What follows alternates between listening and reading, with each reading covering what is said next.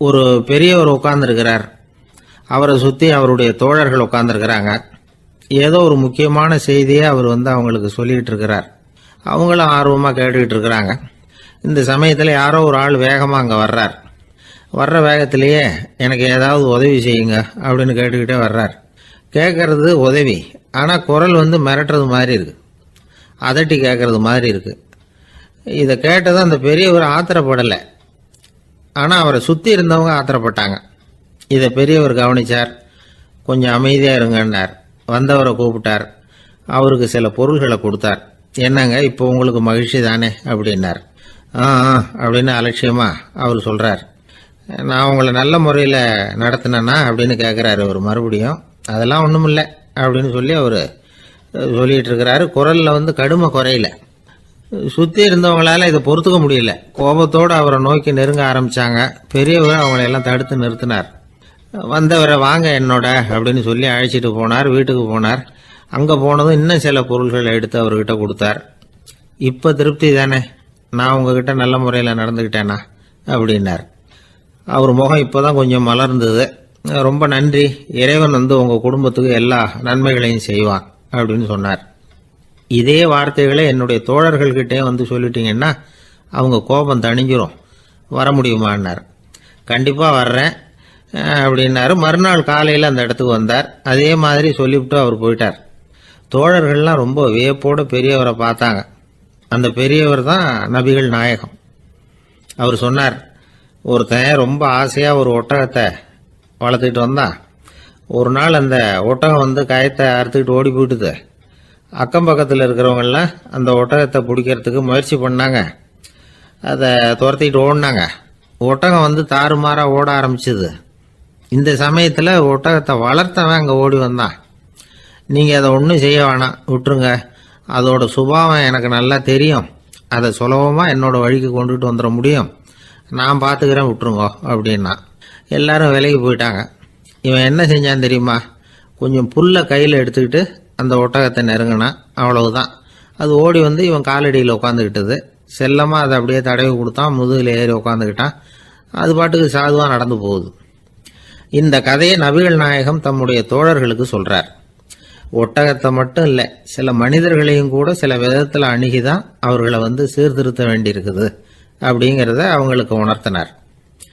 இது ஒரு அழகான உளவியல் அணுகுமுறை. சில குடும்ப தலைவர்கள் கூட இந்த ஒட்டகம் மாதிரி நடந்துகிறது உண்டு, அப்புறம் அடங்கி போகிறதும் உண்டு. ஒரு குடும்ப தலைவர் காலையில் எழுந்திரிச்சதுலேருந்து சத்தம் போட்டு கத்திக்கிட்டு இருப்பார். பக்கத்தில் இருந்தவங்கெல்லாம் ஓடி போய் சமாதானம் பண்ணி பார்த்தாங்க. அவர் ஓயறது மாதிரி தெரியல. கடைசியில் அவர் மனைவி வந்தாங்க. நீங்கள் எல்லாம் விலகி போயிடுங்க, அவர் சுபாவம் எனக்கு தெரியும், நான் பார்த்துக்கிறேன் அப்படின்னாங்க. சரின்னு எல்லாரும் போயிட்டாங்க. சாயந்தரமாக பார்க்குறாங்க, அவர் சத்தம் இல்லாமல் ஒரு மூலையில் உட்காந்துருக்கிறார். ரொம்ப சாதுவா. ஆச்சரியமாக இருந்தது. என்னம்மா பண்ணீங்கன்னு கேட்டாங்க. அது ஒன்றும் இல்லைங்க, ஒரு வேளை சாப்பாட்டை நிறுத்தினேன், பட்னி போட்டேன், அவ்வளவுதான் அப்படின்னாங்க அந்த அம்மா. ஒருத்தர் ரொம்ப அவசரமாக போயிட்டு இருந்தார். எங்கே சார் போகிறீங்கன்னு கேட்டோம். எனக்கு வேண்டியப்பட்ட ஒருத்தருக்கு குழந்தை பிறந்திருக்கிறதாக செய்தி வந்திருக்கு, அதுதான் ஆஸ்பத்திரிக்கு போயிட்டுருக்கேன், பார்த்துட்டு வரலாம்னு அப்படின்னார். அப்படின்னா கொஞ்சம் இப்படி உட்காருங்க அப்படின்னோம். சில விவரமெல்லாம் சொல்கிறேன், கேட்டுக்கிட்டு போங்க அப்படின்னோம். உட்காந்தார். அப்புறம் சொல்ல ஆரம்பித்தோம். புதுசாக பிறந்திருக்கிற ஒரு குழந்தைய பார்க்க போகிறதுன்னா அது சாதாரண விஷயம் இல்லை, அதில் ரொம்பவும் கவனமாக நடந்துக்கணும். புது குழந்தைக்கு நோய் சுலபமாக தொற்றும். முக்கியமாக காற்று மூலமாக பரவுற நோய்கள் சுலபமாக வந்துடும். அதனால் நமக்கு உடம்பு சரியில்லைன்னா குழந்தைய விட்டு கொஞ்சம் தள்ளியே இருக்கிறது தான் நல்லது. பெரியவங்களை பொறுத்த வரைக்கும் சாதாரணமாக உள்ள ஒரு கிருமி கூட குழந்தைய பொறுத்த வரைக்கும் ரொம்ப மோசமான ஒரு கிருமியாக இருக்கும். சில வெளிநாடுகளில் எப்படி தெரியுமா, பிறந்த குழந்தை தூங்கிக்கிட்டு இருக்கிற ஒரு ரூமுக்கு போகணும்னா போகிறவங்க முகமூடி போட்டுக்கணும், காலணிகளை மாற்றிக்கணும், அவ்வளவு சுத்தமாக உள்ளே போய் பார்த்துட்டு வரணும். பொதுவாக சில ஆஸ்பத்திரிகளில் பார்த்தீங்கன்னா பார்வையாளர்கள் நேரத்தில் விசிட்டிங் ஹவர்ஸ் தாயை விட்டு குழந்தைய தனியாக பிரித்து வச்சுருவாங்க. எதுக்குன்னு நினைக்கிறீங்க? அந்த நேரம் பல பேர் வருவாங்க போவாங்க, அவங்க கை கால் சுத்தமாக இருக்காது. சுத்தம் இல்லாத கைகள் மூலமாக கிருமிகள் பரவும். சுத்தம் இல்லாத கைன்னா மண்ணு தூசி படிஞ்சிருக்கிற கை மட்டும் தான் அர்த்தம் இல்லை. சாலையில் கையை வீசிக்கிட்டு நடந்து வர்றீங்க, குழந்தைய பொறுத்த வரைக்கும் அது கூட சுத்தம் இல்லாத கை தான். தாயை தவிர மற்றவங்க குழந்தைய தூக்காமல் பார்த்துக்கிறது நல்லது. தாய் கூட அளவோட கொஞ்சிறதோட நிறுத்திக்கணும். புதுசாக ஒரு குழந்தைய பெற்றிருக்கிற பொண்ணுக்கிட்ட மற்ற தாய்மார்கள் ஏதாவது சொல்லிக்கிட்டே இருப்பாங்க. குழந்தைய அப்படி வளர்க்கணும் இப்படி வளர்க்கணும் அப்படின்னு ஏதாவது அட்வைஸ் பண்ணிக்கிட்டே இருப்பாங்க. இப்படி ஓவராக அறிவுரை பண்ணுறது அந்த பொண்ணை குழப்பி விட்டுரும். அதனால் அப்படிலாம் பண்ணக்கூடாது. அந்த பெண்ணே ஏதாவது கேட்டால் கூட டாக்டர் சொல்ல வேண்டிய விவரங்களை எல்லாம் நாமே சொல்லிக்கிட்டு இருக்கக்கூடாது. புதுசாக பிறந்திருக்கிற குழந்தைய மட்டும்தான் இப்படி பார்க்கணும்னு இல்லை. ஒரு நோயாளி குழந்தைய பார்க்க போகிறதுனா கூட ரொம்ப எச்சரிக்கையாக தான் நடந்துக்கணும். ஒரு தின்பண்டமோ விளையாட்டு சாமானோ அந்த குழந்தைக்கு நாம் வாங்கிட்டு போகிறதா வச்சுக்குவோம். அதை நேராக கொண்டுகிட்டு போய் அந்த குழந்தைகிட்டே கொடுக்கக்கூடாது. அதோட அப்பா அம்மா கிட்ட ரகசியமாக கொடுக்கலாம். அவங்க முடிவு பண்ணட்டும் குழந்தைகிட்ட அதை கொடுக்கலாமா வேண்டாமாங்கிறத. அவங்களுக்கு தான் தெரியும் அதோட மனசும் உடம்பும். உங்கள் அக்கறையை காட்டுறதா நினச்சிக்கிட்டு குழந்தை வாயில் எதையும் கொண்டுட்டு போய் போடாதீங்க. போகிறப்போ உங்கள் வீட்டு குழந்தையும் அழைச்சிட்டு போகாதீங்க. இது நோயை வாங்கிட்டு வந்துடும், அல்லது புதுசாக ஒரு நோயை அதுக்கிட்ட கொடுத்துட்டு வந்துடும். என்னதான் உங்களுக்கு பழக்கமான குழந்தையா இருந்தால் கூட அதுக்கு விருப்பம் இல்லைன்னா பேசக்கூடாது. அங்கே போய் அவங்க பள்ளிக்கூடத்தை ஞாபகப்படுத்திகிட்டு இருக்கக்கூடாது. நோயில் இருக்கிறப்ப ஸ்கூலை பற்றி பேச அது விரும்பாது. ஆஸ்பத்திரியை விட்டு வெளியில் புறப்படுறப்போ குழந்தைகிட்ட சொல்லணும்னு அவசியம் இல்லை. அதோட அப்பா அம்மா கிட்ட சொல்லிவிட்டு புறப்பட்டா போதும். குழந்தை கோபிச்சிக்காது. சமூக சம்பிரதாயத்தை பற்றி அது கவலைப்படுறதில்லை. இப்படி எல்லா விவரமும் நம்ம எதிரில் உட்காந்துருந்தவங்க கிட்ட சொல்லி முடித்தோம். ரொம்ப நன்றி சார் அப்படின்னு சொல்லிவிட்டு அவர் புறப்பட்டார். குழந்தைங்க கொஞ்சம் வளர்கிற வரைக்கும் தான் நாம் எச்சரிக்கையாக இருக்கணும்னு இல்லை, வளர்ந்த பிறகு இன்னும் எச்சரிக்கையாக இருக்கணும். ஒரு பையன் பள்ளிக்கூடத்துலேருந்து திரும்பி வீட்டுக்கு வந்தான். முகம் பூரா நகத்தால் கீறி இருந்தது. அப்பா பார்த்து பயந்துட்டார். யாருடா உன்னை இப்படி பண்ணது அப்படின்னார். என் கூட படிக்கிற இன்னொரு பையன்னா. நாளைக்கு உன் கூட பள்ளிக்கூடத்துக்கு வர்றேன், நீ எனக்கு அவனை அடையாளம் காட்ட முடியுமான்னார். அது ரொம்ப சுலபம் நான் பையன். எப்படின்னார் அப்பா. அவன் காதில் ஒன்று கையோடு எடுத்துகிட்டு வந்திருக்கிறேன், இதோ என் பையில தான் வச்சுருக்கேன் அப்படிங்கிறான் அந்த பையன். ஒரு பெரிய தத்துவ சிந்தனையாளர் இருந்தார், சுவாங்சு அப்படின்னு பேர். அவருடைய மனைவி ஒரு நாள் திடீர்னு காலமாயிட்டாங்க. ஐயோ பாவம், அவர் ரொம்ப வருத்தப்படுவார், போய் ஆறுதலாக 4 வார்த்தை பேசிவிட்டு வரலாம் அப்படின்னு நினச்சிக்கிட்டு நிறைய பேர் அவரை தேடிட்டு வந்தாங்களாம்.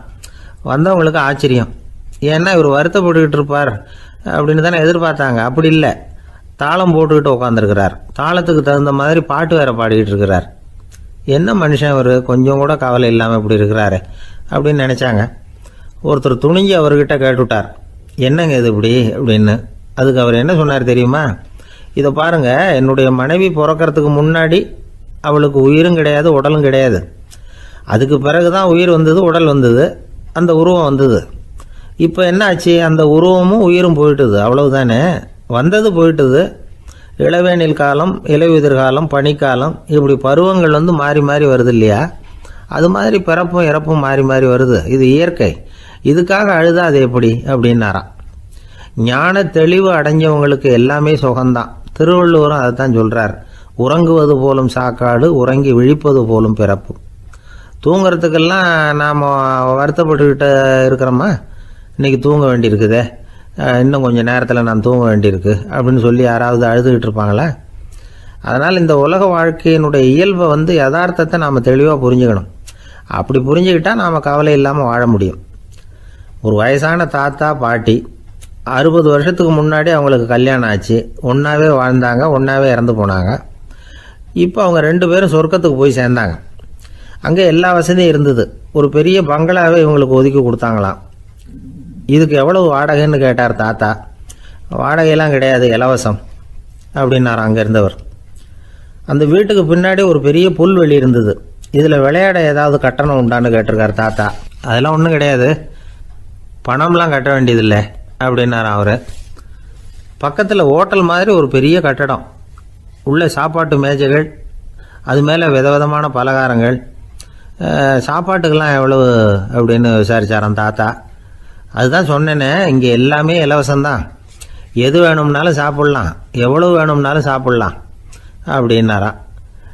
நீங்கள் சொல்கிறீங்க அப்படி, ஆனால் நான் சர்க்கரை சேர்த்துக்கக்கூடாது, உப்பு சேர்த்துக்கக்கூடாது, பாட்டி கையால் எப்பவும் பத்திய சாப்பாடு தான் அப்படின்னாராம் தாத்தா. இதை பாருங்கள், இங்கே உங்களுக்கு அந்த கவலையும் வேண்டியதில்லை. இங்கே நீங்கள் ஸ்வீட்டு சாப்பிட்லாம், காரம் சாப்பிட்லாம், உங்களுக்கு எந்த நோயும் வராது அப்படின்னாராம் அங்கே சொர்க்கத்தில் இருந்தவர். இதை கேட்ட உடனே அந்த தாத்தா பக்கத்தில் நின்ன பாட்டியை பார்த்து கத்தினாராம், அடி பாவி, எல்லாத்தையும் கெடுத்துட்டியே, நீ எனக்கு பத்திய சாப்பாடு போடாமல் கண்டதை திங்க விட்டுருந்தா 10 வருஷத்துக்கு முன்னாடியே நான் இங்கே வந்து சேர்ந்துருப்பேனே அப்படின்னாராம். ஒருத்தர் இருக்கார், நல்ல உத்தியோகத்தில் தான் இருக்கிறார். ஆனால் எப்போ பார்த்தாலும் முகத்தை வெறுப்பாக வச்சிருப்பார். அப்படியே வருவார் போவார். ஏன் சார் இப்படி இருக்கிறீங்க அப்படின்னு விசாரித்தோம். ஏன்டா இந்த வேலைக்கு வந்தோம்னு இருக்கு சார் அப்படின்னார். உங்கள் வேலை உங்களுக்கு பிடிக்கலையா அப்படின்னு கேட்டோம். இல்லைன்னார். இப்படிப்பட்டவங்க வெற்றிகரமான வாழ்க்கை வாழ முடியாது. இது நிபுணர்கள் கருத்து. வேலையை நேசிக்க தெரிந்தவர்கள் வெற்றி பெறுவார்கள் அப்படிங்கிறாங்க அவங்க. எந்த துறையாக இருந்தாலும் சரி, அந்த துறையில் வெற்றிகரமாக இருக்கிறவங்கள விசாரித்து பாருங்க.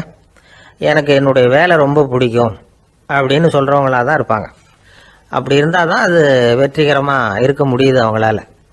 ஒருத்தனுக்கு பிடித்தமான பொழுதுபோக்கே அவனுடைய தொழிலாக இருந்துட்டுதுன்னா அவனை மாதிரி கொடுத்து வச்சவன் வேற யாரும் இல்லை அப்படிங்கிறார் பெர்னாட் ஷா. ஒரு தடவை மன்னர் ஹுமாயூன் உயிரை தண்ணீர் முண்டு ஊற்றுகிற தொழிலாளி ஒருத்தர் காப்பாத்தினாராம் அந்த ஹுமாயூன் உயிரை. உடனே மன்னர் கேட்டிருக்கார், உனக்கு என்ன வேணும்னாலும் கேளு தரேன், உயர் பதவி வேணுமா அப்படின்னு கேட்டாராம். மன்னா, மக்களின் தாகம் தீர்க்கக்கூடிய இந்த பணியை விட உயர்ந்தது உண்டா அப்படின்னாராம் அந்த தொழிலாளி. அவரால் அவருடைய வேலையை நேசிக்க முடிஞ்சுது, அதனால மகிழ்ச்சியாக இருக்க முடிஞ்சுது. நாமெல்லாம் அப்படி இல்லை. வேலை கிடைக்கிற வரைக்கும் கிடைச்சா போதும் அப்படின்னு இருக்கோம். கிடைச்சதுக்கப்புறம் ஏன்டா அந்த வேலைக்கு வந்தோம்னு ரொம்பவும் அழுத்துக்குவோம். சரி, நாம் இருக்கிற இடத்துல நாம் வெற்றிகரமாக இருக்க வழி உண்டா அப்படின்னா உண்டுன்னு சொல்கிறாங்க. அதாவது மன இயல் நிபுணர்கள் இருக்கிறாங்க இல்லையா, அவங்க அதுக்கு முக்கியமாக 6 வழிகள் சொல்கிறாங்க. நீங்கள் ஒரு அலுவலகத்தில் வேலை பார்க்குறவரா அப்படின்னா இதை கேளுங்க.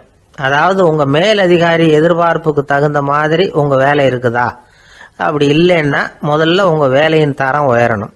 உங்களுக்கு மேலே கீழே வேலை பார்க்குற பணியாளர்கள்கிட்ட நல்ல விதமாக பழகுறீங்களா? அந்த உறவு முறையில் ஏதாவது குறை இருந்தால் அதை கண்டுபிடிச்சி சரி பண்ணுங்க. நம்பிக்கைக்கு உரியவர் அப்படின்னு நீங்கள் பேர் எடுக்கணும். நீங்கள் எடுக்கிற முடிவு நல்ல முடிவாக தான் இருக்கும் அப்படின்னு அடுத்தவங்க சொல்லணும். உங்கள் தோற்றத்துக்கு முக்கியத்துவம் கொடுங்க. இது மனம் உடல் ரெண்டும் சம்பந்தப்பட்டது. அதனால் மனசையும் ஆரோக்கியமாக வச்சுருக்கணும், உடம்பையும் ஆரோக்கியமாக வச்சுருக்கணும். உங்களுடைய நிர்வாகம் செயல்படுற விதத்தை நல்லா புரிஞ்சு வச்சுக்கணும். உங்களுடைய நிர்வாகம் இப்போ ஒரு காரியம் செய்யுதுன்னு வச்சுங்க, ஏன் அப்படி செய்யுது, எதுக்காக அப்படி செய்யுது, அதனுடைய குறிக்கோள் என்ன, அது நீடிக்கிறதுக்கு காரணம் என்ன, இதெல்லாம் தெரிஞ்சுக்கணும். சிரிப்புக்கு வஞ்சகம் பண்ணக்கூடாது, நல்லா சிரிக்கணும், அப்போ தான் அது திரும்ப கிடைக்கும். கடந்த கால தோல்வியை பற்றி கவலைப்படக்கூடாது. முதலாளி விருப்பம் தெரிஞ்சு நடந்துக்கிறது நல்லது தான். அதுக்காக காக்கா பிடிக்கணுங்கிற அவசியம் இல்லை. உங்களுக்கு ஒரு பொறுப்பான வேலை கிடைக்குது, உடனே சத்தம் குழப்பம் அப்படின்னு சூழ்நிலையை இறுக்கமாக ஆக்கிடக்கூடாது. எந்த சூழலையும் இயல்பாக கையாளக்கூடியவர் அப்படிங்கிறத காட்டணும். இதெல்லாம் உங்கள் துறையில் நீங்கள் வெற்றி பெற நிபுணர்கள் சொல்கிற யோசனைகள். இவ்வளவு விவரமும் சொல்லிவிட்டு ஒருத்தரை பார்த்து கேட்டோம், இப்போ சொல்லுங்க, நீங்கள் செய்கிற வேலை உங்களுக்கு பிடிச்சிருக்குதா அப்படின்னோம். ரொம்ப ரொம்ப பிடிச்சிருக்குது அப்படின்னார். சரி, என்ன செஞ்சிட்டு இருக்கிறீங்க அப்படின்னு கேட்டோம். சும்மா தான் இருக்கிறேன் அப்படின்னார் அவர். அள்ள அள்ள குறையாதது அட்சய பாத்திரம், அது நமக்கு தெரியும், கேள்விப்பட்டிருக்கிறோம்.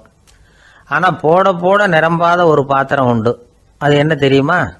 நம்மள பல பேர்கிட்ட அந்த பாத்திரம் உண்டு. அதுதான் பேராசை அப்படிங்கிற பாத்திரம். அதை நிறைவு செய்யவே முடியாது. பேராசையை பற்றி சுஃபி இலக்கியத்தில் ஒரு பிரபலமான கதை உண்டாம். அதை ஒரு பெரியவர் எடுத்து சொல்லியிருக்கிறார். ஒரு மன்னர் நகர்வலம் போயிட்டு இருக்கார். ஒரு பிச்சைக்காரன் மன்னர் எதிரில் வரான். பிச்சை போடுங்கிறான். என்னுடைய அமைதியை கெடுக்காதே போங்கிறார் மன்னர். அவன் சிரிக்கிறான். அரசே, உங்களுடைய அமைதி கெடக்கூடிய நிலையில் இருந்தா அதுக்கு பேர் அமைதியே கிடையாது அப்படின்னு ஆனா. எதிரில் நிற்கிறது வெறும் பிச்சைக்காரன் இல்லை, யோகி அப்படிங்கிறத மன்னர் புரிஞ்சுக்கிட்டார். துறவியே, உங்களுக்கு என்ன வேணும்னாலும் கேளுங்க, கொடுக்குறேன்னாராம். அந்த துறவி மறுபடியும் சிரிக்கிறார். அரசே, உங்களால் முடியாததையெல்லாம் கொடுக்க முடியும்னு சத்தியம் செய்யாதீங்க அப்படின்னார். மன்னருக்கு கோபம் வந்துட்டுது. என்ன இவர் இப்படி சொல்றாரு அப்படின்னு நினைச்சார். நகர்வலத்தை பாதியிலேயே நிறுத்தினார். வாங்க அரண்மனைக்குன்னார். துறவியை அழைச்சிக்கிட்டு அரண்மனைக்கு வந்துட்டார். துறவி தன்கிட்ட இருந்த பிச்சை பாத்திரத்தை நீட்டினார். இது நிறைய எனக்கு பொற்காசுகள் வேணும் அப்படின்னாராம். அவ்வளவுதானா, இது ஒரு பெரிய காரியமா அப்படின்னு கையை தட்டினாராம் மன்னர். ஒரு பெரிய தாம்பாளம் நிறைய பொற்காசுகள் சேர்ந்தது. அதை அள்ளி போட்டார். போட போட அந்த பிச்சை பாத்திரம் நிரம்பவே இல்லை. பொற்காசுகள் போட போட அவ்வளவையும் உள்ளே வாங்கிக்கிட்டே இருக்குது. அரசாங்க கஜானாவே காலி ஆகிட்டுது. மூட்டை மூட்டையாக பொற்காசுகளை கொட்டி பார்த்துட்டாங்க. அது முழுங்கிக்கிட்டே இருக்குது. கடைசி வரைக்கும் அந்த பிச்சை பாத்திரம் நிரம்பவே இல்லை. அரசர்கிட்ட இருந்த கர்வம் போயிட்டுது. அப்படியே பொத்துன்னு துறவி காலில் விழுந்தார். அப்போ அந்த துறவி சொன்னாராம், மன்னா, இந்த பிச்சை பாத்திரத்தை உங்களால் மட்டும் இல்லை, வேற யாராலையும் நிரப்ப முடியாது. அதுக்கு என்ன காரணம்னா, இது சாதாரண பிச்சை பாத்திரம் இல்லை, பேராசைகளோட வாழ்ந்து செத்து போன ஒரு மனிதனின் மண்டை ஓடுது அப்படின்னாராம். பாருங்க, இதுதான் அந்த சுஃபி இலக்கிய கதை. செத்த பிறகும் நிறைவு இல்லைன்னா அது எப்பேற்பட்ட பேராசையா இருக்கும்னு யோசிச்சு பார்த்துங்க. நம்மால் ஒருத்தர் கல்யாணம் பண்ணிக்க பொண்ணு பார்த்துக்கிட்டு இருந்தார். அழகு, அறிவு, படிப்பு எதுவும் தேவையில்லை, பணம் மட்டும் இருந்தா போதும் அப்படின்னு பார்க்குறவங்க கிட்ட எல்லாம் சொல்லி வச்சார். ரொம்ப நாளைக்கு அப்புறம் ஒரு பணக்காரர் கிடைச்சார்.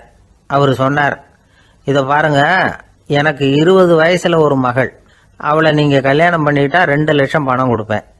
25 வயசுல ஒரு பொண்ணு, அவளை கல்யாணம் பண்ணிட்டா 2.5 லட்சம் தருவேன். 30 வயசுல ஒரு பொண்ணு இருக்கா, அவளை கல்யாணம் பண்ணிட்டா 3 லட்சம் தருவேன். என்ன சொல்ற அப்படின்னாராம். இவன் கொஞ்ச நேரம் யோசிச்சு பார்த்துருக்கான். அதுக்கப்புறம் மெதுவாக அவரை நிமிர்ந்து பார்த்து, ஏன் சார், உங்ககிட்ட 50 வயசுல ஏதாவது பொண்ணு இருக்கா அப்படின்னு கேட்டானா.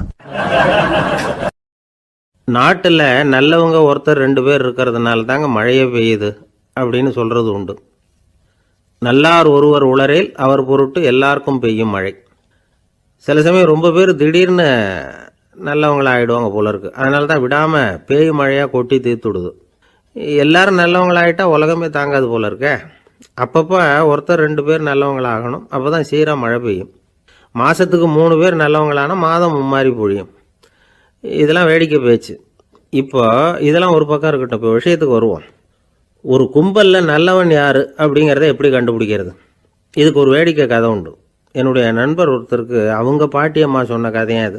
அது என்ன கதைன்னா, ஒரு ஊரில் ஒரு சமயம் பலமான மழை பெய்ய ஆரம்பிச்சுட்டு தான். இடி மின்னல் ரொம்ப கடுமையாக இருந்திருக்குது. ஆரம்பித்த மழை வர வர கடுமையாக ஆகிட்டு இருக்குதே தவிர நிற்கிற பாடாக தெரியல. ஊர் ஜனங்கள்லாம் பார்த்தாங்க. இதுக்கு மேலேயும் வீட்டு உள்ள இருந்தால் ஆபத்துங்கிறத புரிஞ்சுக்கிட்டாங்க. ஏன்னா வீடெல்லாம் இடிஞ்சு விழுந்துருமோங்கிற பயம். உடனே எல்லாரும் புறப்பட்டு ஊருக்கு பொதுவாக இருந்த ஒரு மண்டபத்தில் போய் தங்கிக்கிட்டாங்க. மின்னல் கடுமையாக இருந்தது. இடி எந்த நேரத்துலையும் விழலாம்ங்கிற நிலைமை. எப்போ விழலாம்னு பார்த்துக்கிட்டு இருக்குது. அந்த மண்டபத்தில் இருந்த ஜனங்கள் மனசுக்குள்ள ஒரு பயம். நம்ம கூட்டத்தில் யாராவது ஒரு கெட்டவன் பாவம் பண்ணவன் இருந்தால் கூட இடி இந்த மண்டபத்தில் விழுந்துரும், அது எல்லாருக்கும் ஆபத்து அப்படின்னு நினச்சாங்க. சரி, இதுக்கு என்ன பண்ணலாம் அப்படின்னு யோசனை பண்ணாங்க. அந்த கூட்டத்தில் ஒரு பெரியவர் இருந்தார். அவர் ஒரு யோசனை சொன்னார். இதை பாருங்க, அதுக்கு ஒரு வழி இருக்கு. அதோ எதிர்த்தாப்புல கொஞ்சம் தூரத்தில் ஒரு உயரமாக மரம் ஒன்று இருக்கு பாருங்க. பொதுவாக இடி சுலபமாக விழறது அது மாதிரி உயரமான மரத்தில் தான். நம்ம கூட்டத்தில் இருக்கிறவங்க எல்லாரும் ஒவ்வொருத்தராக போய் அந்த மரத்தை தொட்டு விட்டு திரும்பி வந்துடணும். நம்மள பாவம் பண்ணவன் யாரோ அவன் அந்த மரத்தை தொடுற சமயத்தில் இடி விழுந்துடும். அவன் மட்டும் போயிடுவான்.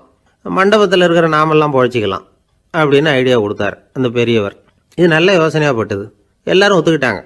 ஒவ்வொருத்தராக போய் அந்த மரத்தை தொட்டு விட்டு திரும்பி வந்தாங்க. இடி எதுவும் விழலை. இன்னமும் பாவம் பண்ண ஆசாமி அதை போய் தொடலை போல இருக்கு அப்படின்னு நினச்சிக்கிட்டாங்க. ஒவ்வொருத்தராக போகிறாங்க. எல்லாரும் போய் தொட்டுவிட்டு வந்தாச்சு. இன்னும் ஒரே ஒரு ஆசாமி தான் பாக்கி. கடைசியாக இருந்த அந்த ஆள் பயந்துட்டான். இது வரைக்கும் இடி விழலைன்னா இப்போ என்ன அர்த்தம்? இப்போ நாம தான் பாக்கி, நாம தான் தப்பு பண்ண ஆள் போல இருக்கு அப்படின்னு நினச்சிட்டான்.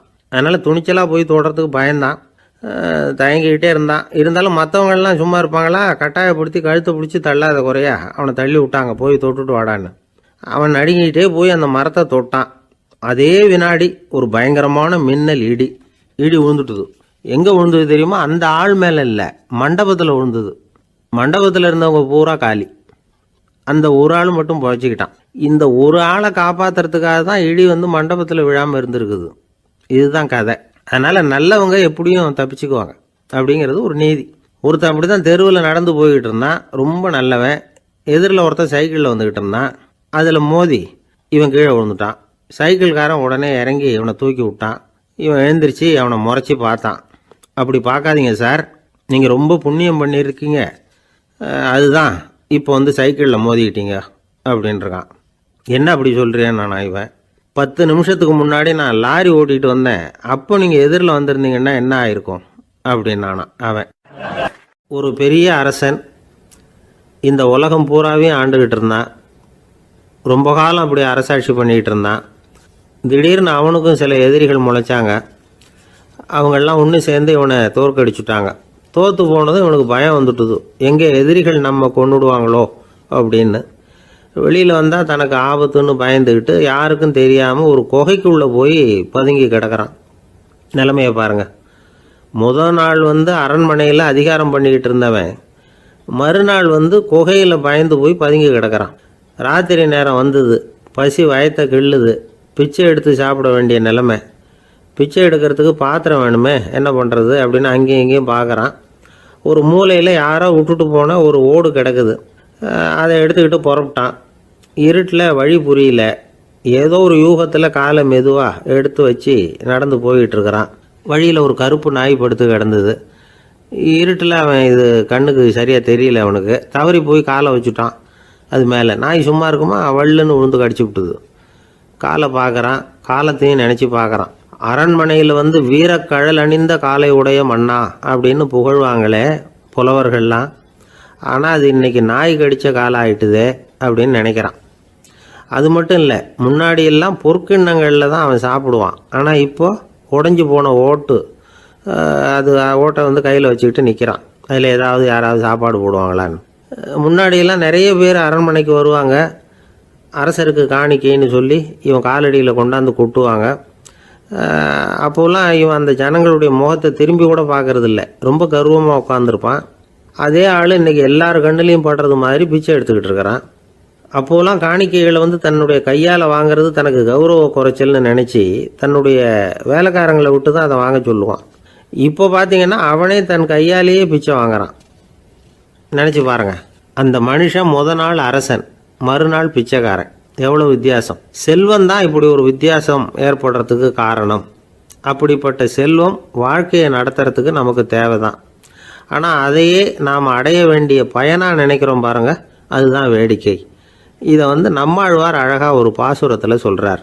ஒரு நாயகமாய் ஓட உலகுடன் ஆண்டவர், கருணாய் கவர்ந்த காலர், சிதைகிய பானையர், பெருநாடு காண இம்மையிலே பிச்சைதாம் கொள்வர், திருநாரணன் தாழ் காலம் பெற சிந்தித்து உய்மினோ அப்படிங்கிறார் நம்மாழ்வார்.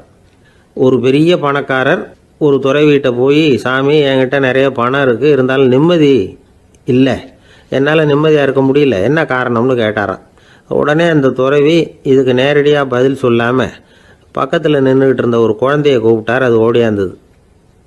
ஒரு ஆப்பிள் பழத்தை எடுத்து அது கையில் கொடுத்தார். அதை வாங்கிக்கிட்டு குழந்தை சிரிச்சுது. இன்னொரு பழத்தை எடுத்து கொடுத்தார். அதை இன்னொரு கையில் வாங்கிட்டு சிரிச்சுது. 3வது ஆப்பிள் எடுத்து கொடுத்தார். 2 பழத்தையும் நெஞ்சில் அணைச்சிக்கிட்டு 3வது பழத்தையும் வாங்கிறதுக்கு முயற்சி பண்ணிச்சு. ஆனால் அது உடனே நழுவி கீழே விழுந்து உருண்டு ஓடிச்சு. ஏற்கனவே இருந்ததும் விழுந்துட்டுது. இப்போ அந்த குழந்தை அழ ஆரம்பிச்சுட்டுது. இப்போ அந்த துறவி பணக்காரர்கிட்ட சொன்னாராம், குழந்தைய கவனிச்சியா, 2 ஆப்பிள் போதும்னு அது நினச்சிருந்தா இப்போ அது அழ வேண்டிய அவசியம் வந்திருக்குமா அப்படின்னாராம். எதுவுமே அளவுக்கு மிஞ்சினா துன்பந்தான். இந்த காலத்தில் இதெல்லாம் யார் காதில் வாங்குறாங்க? ஒருத்தனை நல்ல வழிக்கு கொண்டு வரணும்னு நினச்சி அவனை கூப்பிட்டு உட்கார வச்சு இந்த கதையை சொல்லிகிட்டு இருந்தாங்க. சொல்லிவிட்டு அந்த குழந்தை செஞ்சது தப்பு தானே அப்படின்னு கேட்டிருக்கிறாங்க. ஆமாம், தப்பு தான், நானாக இருந்தால் அப்படி செஞ்சுருக்க மாட்டேன் நானா இவன். 2 பழமே போதும்னு சொல்லியிருப்பியா அப்படின்னு கேட்டிருக்காங்க. அப்படி இல்லைங்க, அவர் கொடுக்க கொடுக்க ஒவ்வொரு பழமாக வாங்கி பின்னாடி வச்சுட்டு மறுபடியும் கையை நீட்டுவேன் அப்படிங்கிறானா. இவெல்லாம் எந்த காலத்தில் திருந்துறது? ஒரு நாள் ஒரு 10-15 பள்ளிக்கூடத்து பிள்ளைங்க தேடிட்டு வந்தாங்க. உங்களை பார்த்துட்டு தான் போகணும், அதுக்காக தான் வந்திருக்கோம்னாங்க. என்ன விஷயம்னு கேட்டோம். நாங்கள்லாம் கூடி ஒரு முடிவு பண்ணியிருக்கிறோம், அதை உங்கள்கிட்ட சொல்லணும் அப்படின்னாங்க. அதுவும் ஒரு வாண்டு பையன் அதை சொன்னான். என்ன முடிவு அது அப்படின்னு கேட்டோம் ரொம்ப ஆர்வமாக. அதை இப்போ சொல்ல மாட்டோம், எங்களுக்கு பிடிக்கிற மாதிரி ஏதாவது ஒரு தகவல் சொன்னால் அதுக்கப்புறம் நாங்கள் அதை சொல்கிறோம் அப்படின்னா அந்த வாண்டு பையன். சரி, சின்ன பையன்கிட்ட இன்றைக்கி வசமாக மாட்டிக்கிட்டோம் அப்படின்னு நினச்சிக்கிட்டு அவங்களுக்கு தகுந்த மாதிரி ஒரு கதை சொல்ல ஆரம்பித்தோம். அது என்ன கதைன்னா, ஒரு பெரிய காடு, அதில் பலவிதமான மிருகங்கள். அந்த காட்டுக்கு ஒரு சிங்கம் தான் ராஜா. எப்பவும் காட்டுக்கு அது தானே ராஜா. ஒரு பெரிய யானைக்கு இது பொறுக்கலை. என்ன இது, எப்போ பார்த்தாலும் இங்கே சிங்கத்துக்கே ராஜா பதவி கிடைக்குது, நான்லாம் எவ்வளவு பலசாலியாக இருக்கிறேன், அப்படி இருந்தும் எனக்கு அந்த பதவி கிடைக்கலையே அப்படின்னு தனக்குள்ளே பொறுமிக்கிட்டே இருந்தது. ராஜா பதவியை நினச்சி ரொம்ப ஏக்கம், அதுக்கு பதவி மோகம். இந்த சமயம் பார்த்து ஒரு குள்ள நரி கூட்டம் அதை தேடிட்டு வந்தது. ஐயா பெரியவங்களே, நீங்கள் இந்த காட்டுக்கு ராஜாவாக இருக்க ஆசைப்படுறீங்க, அதில் ஒன்றும் தப்பு இல்லை. ஆனால் அதுக்கு முன்னாடி நீங்கள் எங்கள் கூட்டத்துக்கு கொஞ்ச நாள் தலைவராக இருங்க, அதாவது ராஜாவாக இருங்களேன், உங்களுக்கும் ஒரு ட்ரைனிங் கிடைச்சது மாதிரி இருக்கும் அப்படின்னு சொல்லியிருக்குது இந்த கூட்டம், குள்ள நரி கூட்டம். இதை கேட்ட உடனே யானைக்கு ரொம்ப சந்தோஷம் தாங்கலை. அதுதான் எப்போன்னு பதவிக்காக காத்துக்கிட்டு இருக்குதே. இருந்தாலும் கொஞ்சம் பிகுவோட, சரி நீங்கள்லாம் இவ்வளோ தூரம் என்ன தேடிட்டு வந்து கேட்கறதுனால மறுக்க முடியல அப்படின்னு ரொம்ப ஏதோ அவளுக்கு சிரமப்பட்டு ஒத்துக்கிறது மாதிரி ஒத்துக்கிட்டது. ஏதோ உங்கள் ஆசைக்கு கட்டுப்படுறேன், கொஞ்ச நாள் உங்கள் கூட்டத்துக்கு ராஜாவாக இருக்கிறதுக்கு சம்மதிக்கிறேன் அப்படின்னுது. உடனே அந்த யானை ராஜ நட போட ஆரம்பிச்சிட்டுது. யானை சாதாரணமாக நடந்தாவே எப்படி இருக்குங்கிறது நமக்கு தெரியும். அதுவே ராஜ நடந்தால் எப்படி இருக்கும் கற்பனை பண்ணி பாருங்கள். யானை முன்னாடி கம்பீரமாக போய்கிட்டு இருக்குது, தலைவர் இல்லையா, அதனால் குள்ள நரிகள்லாம் ரொம்ப அடக்கமாக அது பின்னாடி அணிவகுத்து போயிட்டு இருக்குது. ராஜா வாழ்க, மன்னர் வாழ்க அப்படின்னு கோஷம் வேற. யானைக்கு தலைகால் புரியல, அவ்வளவு சந்தோஷம். அந்த யானைக்கு செருக்கு, ஆணவம் எல்லாம் ஏற்பட்டு போச்சு. அதுக்கப்புறம் அது தரையை பார்க்குமா, நிமிர்ந்து நடக்க ஆரம்பிச்சுட்டுது. தரையை பார்க்குறதே இல்லை. அப்படி போயிட்டுருக்கிறப்போ ஒரு சதுப்பு நிலத்தில் திடீர்னு காலை வச்சுட்டுது. அவ்வளோதான், கால் உள்ளே போட்டுது. இன்னொரு காலை எடுத்து வச்சுது, அதுவும் உள்ளே போட்டுது.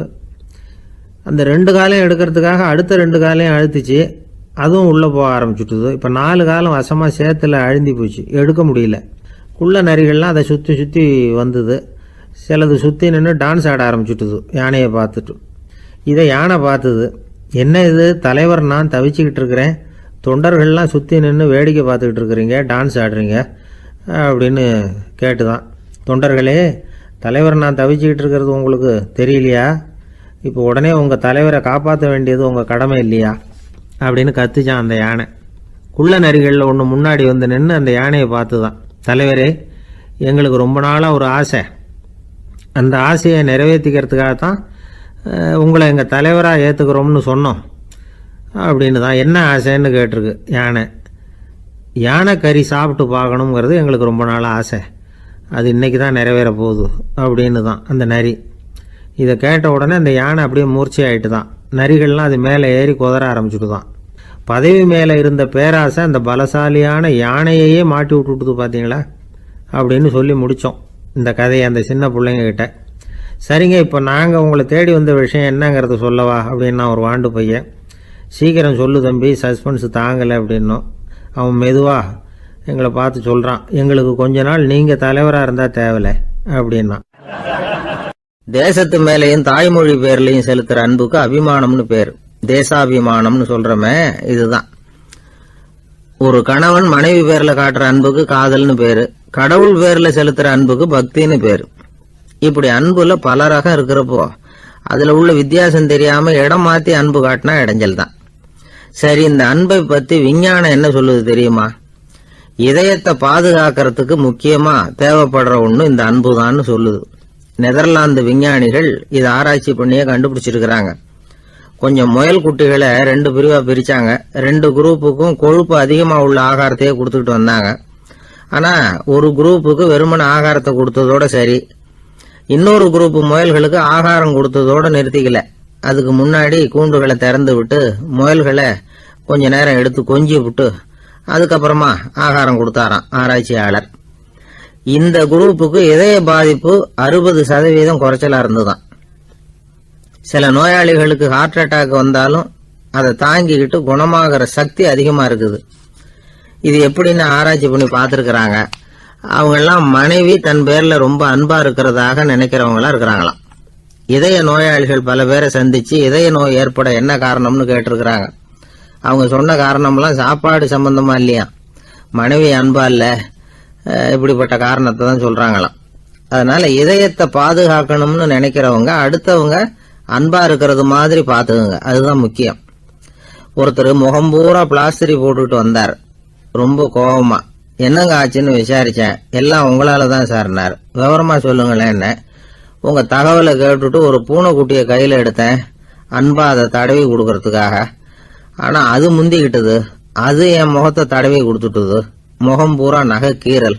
அதுதான் இப்படி அப்படின்னார்.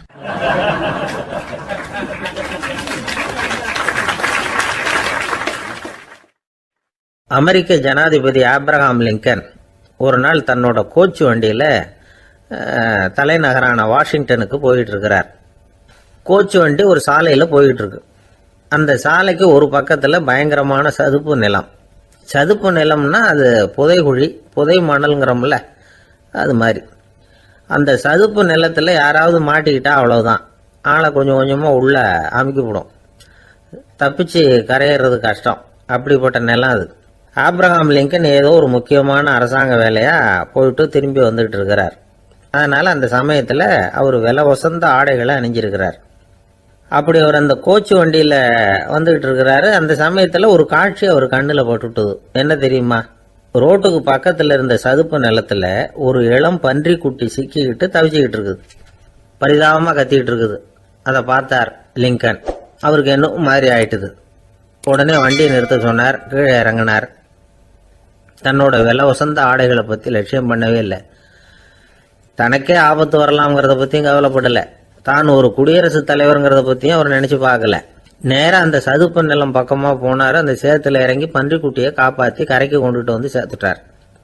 அதுக்கப்புறம் நிம்மதியா கோச்சு வண்டியில ஏறி வெள்ள மாளிகைக்கு வந்து சேர்ந்தார். ட்ரெஸ், உடம்பு பூரா சேரு சகதி. பாக்குறவங்களுக்கெல்லாம் ஆச்சரியமா போச்சு. அவங்களுக்கு ஒன்றும் புரியல.